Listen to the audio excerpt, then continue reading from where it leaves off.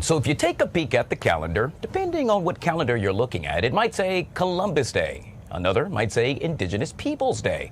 One thing's for sure, this next gentleman who joins the show wants to make sure that he honors the Native American friends that he believes, he believes that both ethnicities deserve recognition, but not by attacking Columbus. I'm referring to Mr. Andre DiMino. He happens to be the president of the Italian American One Voice Coalition, and he's kind enough to join us right here on the Live Zone. Good afternoon, sir. Welcome to the show. Good afternoon and happy Columbus Day. Happy Columbus Day. And so I'm a little curious about this. Obviously, a lot of folks have issue with calling it Columbus Day now. As you heard me make mention, it is Indigenous Peoples Day as well. I like the point that you're saying you want to recognize both ethnicities. Oh, absolutely. We've got nothing against Indigenous people, and we want to celebrate right along with them. But just don't do it on the day that's a federal holiday of Columbus Day. They deserve a celebration on their own day, and we support that. And we should look for uniting people and not dividing people by putting one against the other. Yeah. What does Columbus Day mean to you? Because for so many folks, it's the day in which Columbus, in essence, came to America, but we now know, in essence, he really never came to the Americas as we know it.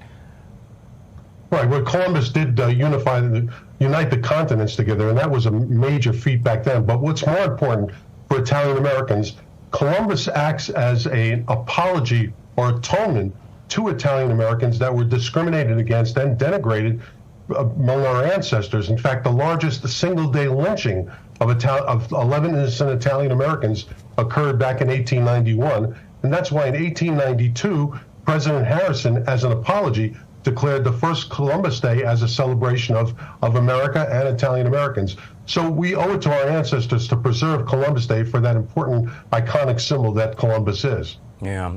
Out of curiosity, why do you think his legacy has been tainted?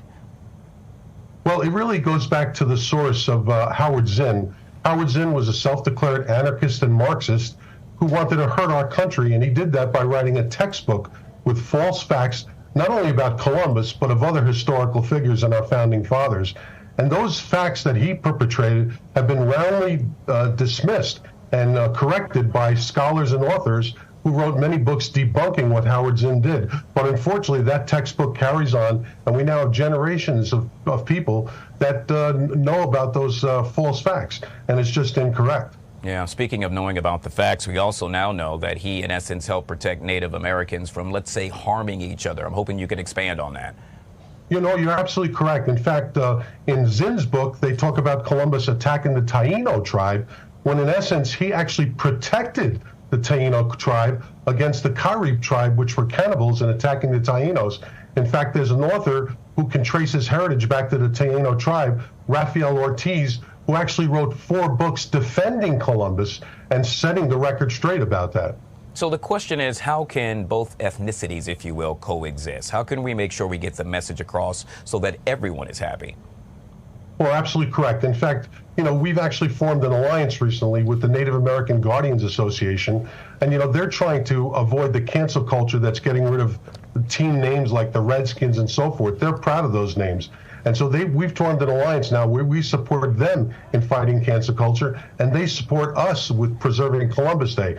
And we should recognize Native Americans and Indigenous people on their own day while we still celebrate Columbus Day. Yeah, obviously a lot of kids out of school today as they continue to recognize Indigenous Peoples Day and or Columbus Day. What do you think we should be teaching our children in schools? Well, you know what? History is history. We can't color with things that happened in the past. So therefore, we should maintain the historical references that were there, good and bad, because you can learn from it. We can't put the people of those times to our standards of today. So history is there. Sometimes it's good, sometimes it's bad, but it's important for us to know the history of our great country and for young people to understand how we got to where we are today. Yeah. Andre, I'm curious, have you been receiving any backlash or support with regard to what you're trying to bring forth? Well, both, of course. There is a small group out there that really wants cancel culture and getting rid of our historical references.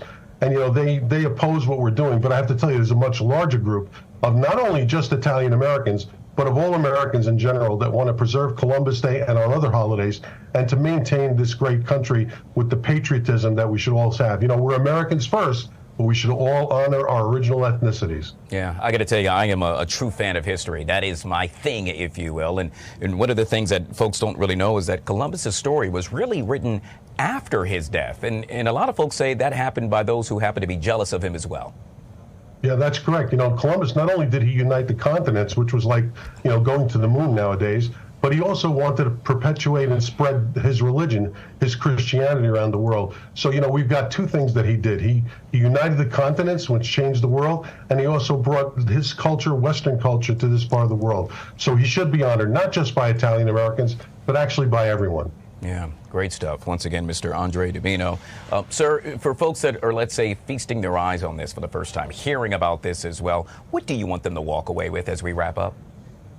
Well, we want them to understand that Columbus is an iconic symbol to Italian Americans, that he united the continents, he changed the world for the good, and that's why we're all here. Yes, it's true, he never set foot in what we know as America, but he did bring the continents together, and we should all work together and don't divide. Let's unite and celebrate everyone's ethnicities.